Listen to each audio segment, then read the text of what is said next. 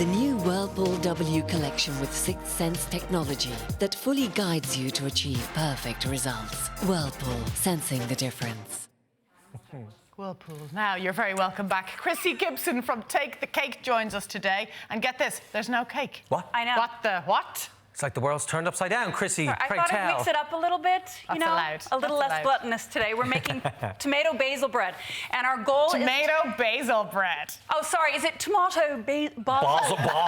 Tomato basil? No, tomato basil sounds Whatever. Make it far sound cooler. so fancy. So we're gonna use stuff that you've probably already got in your press, okay? I don't know if everybody tends to keep yeast at home.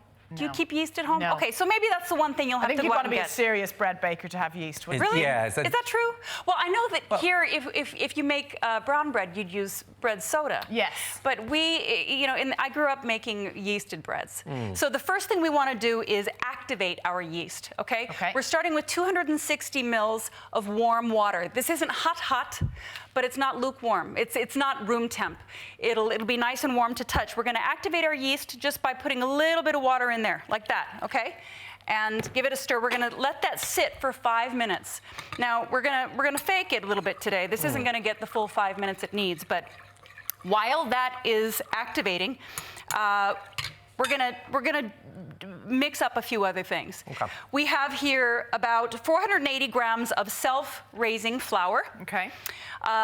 7 grams each of sugar and salt. Okay. We're gonna add those in.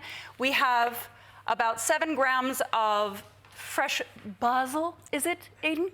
I'm not the vocabulary police. Basil. Do you say basil? But you make it sound so nice with basil. Okay, that doesn't sound so nice. Okay, let's not argue over it. So we have the basil. We don't get technical. So there's our basil, and this is Italian seasoning. If you don't have Italian seasoning at home, you know what else you can use? Herbs de Provence. I see those in the store all the time. So herbs de Provence or Italian seasoning, whatever you have in your spices. Just 7 grams of that. Also, the imperial measurements are on your website. I've got both metric and imperial on there. Great. So, Can I ask you a question about the yeast? Probably Yeah. a silly question, but how does it come? How did you buy that? dry. Now, In a tin or I in did a dry block? today because that's what people are most likely going to get in their local supermarket. You could also use fresh yeast, but I used 7 grams of it, which if you buy the packets, it's 1 packet. Okay. You can buy a box of packets, and you generally use 1 packet per loaf. Okay, so Great. sectioned out Okay, like that. so that's rising, and we're gonna just mix up our dry ingredients here. Okay, whenever you bake, it's good to mix up your dry ingredients because then they're more evenly distributed by the time you add it to your other stuff, your fats. So let's pretend that 5 minutes have passed. Our yeast is perfectly activated. If you don't add warm water, it's not gonna be activated. So make sure your water's good and warm. We're gonna add the rest of our wet ingredients, okay? Here I have I'm using about 30 grams of freshly minced garlic. You wanna use no less than 20 grams. Say, no less than 2 cloves, let's say, okay? I love a lot of garlic though, so, 30 The more the grams, bet- 40 grams. Yeah, so we're going Do 3 what you cloves want. at least. Okay, so yeah. So put in a bunch of garlic there. This is 40 grams of tomato paste, or you can use 30 grams. It's just a couple of tablespoons of tomato puree, okay? And olive oil. Okay, so technically this is a vegan bread. We're not adding any dairy. Okay. This is 25 mils of olive oil. So just like we mixed up our dry ingredients, we're gonna mix up our wet ingredients just so that everything is as evenly incorporated as we can get it, okay? So now 5 minutes have passed. Yes, TV time. We're adding our dry, okay? There's our dry ingredients, and we're gonna add our wet. I'm just gonna use my hands today, because I don't mind digging in. You can use a spoon if you'd like. Mix this up however you'd like.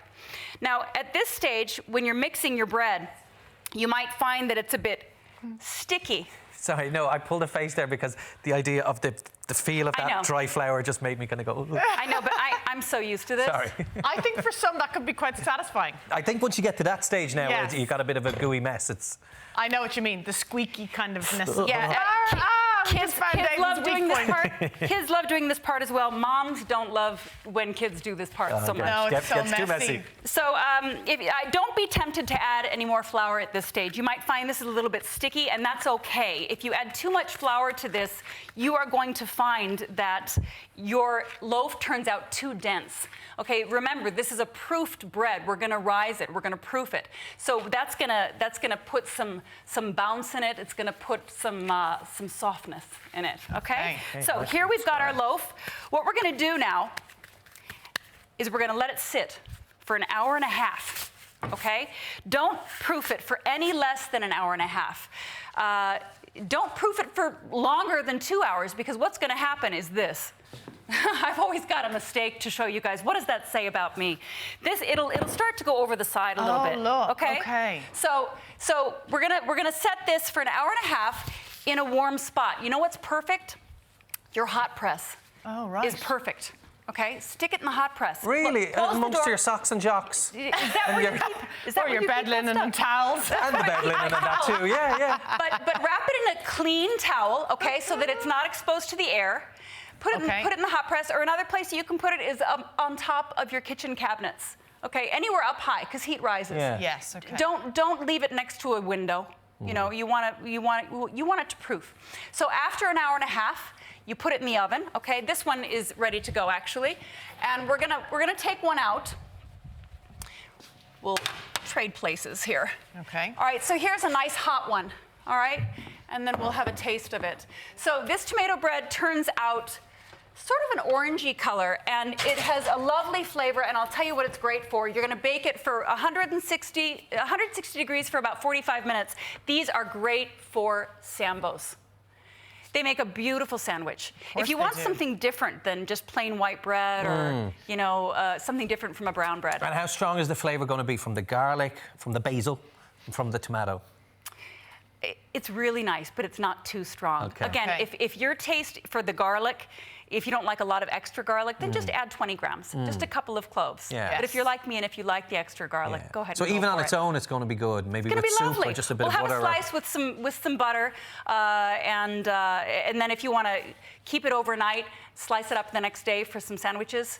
That's beautiful. Whatever you fancy. Exactly. Krissy, we were talking about iconic TV shows yesterday. Oh, yeah. Just while you're serving up here. And Frasier obviously is right up there on the list. Oh, right. And Simon Been a while since that was on. challenged the audience to find out who on our team featured on Frasier. Of course, it was you. And you outed me. And we have the evidence to prove it. Oh, my God. Start talking quick. Krissy, this is a major revelation. Oh my God, look at the dress size. That was like 20 kilos ago. 20 years Tell us, ago. you went out on a date. Tell us what's happening here Oh, now. yeah, so this is an episode where Frasier wanted to prove to everybody that he could be alone. So he went to a restaurant to eat dinner alone just to prove to everybody that he could. And then he was surrounded by couples, and my boyfriend proposed to me in front of everybody, and I screamed, and it scared Frasier, and he spilled his wine all over himself. And Amazing. Then he did a toast, and I was all That's crying. something we never knew, and I've IMDb'd you. We don't have time to talk about it now, but you've been in lots of other things as well. Hey! Not my married name. It was my maiden name. But This yeah, was I all did it for a before while. Take the Cake obviously took over. Before I moved to Ireland and before I started Take the Cake, yeah. There you go. Amazing. The things we find out about our That you never regulars, know. eh? Thanks, Simon. Krissy, thanks so much. Thanks, guys. Thank you, Krissy. My pleasure. Now, as ever, full recipe details are up on our website, or of course you can check out Krissy's own website, takethecake.ie, for more of her recipes and stockists. Now, up next, Laura is showing off her hatchet throwing skills. We could be axing for trouble with this one. I can't wait to see this. The new Whirlpool W collection with Sixth Sense technology that fully guides you to achieve perfect results. Whirlpool, sensing the difference.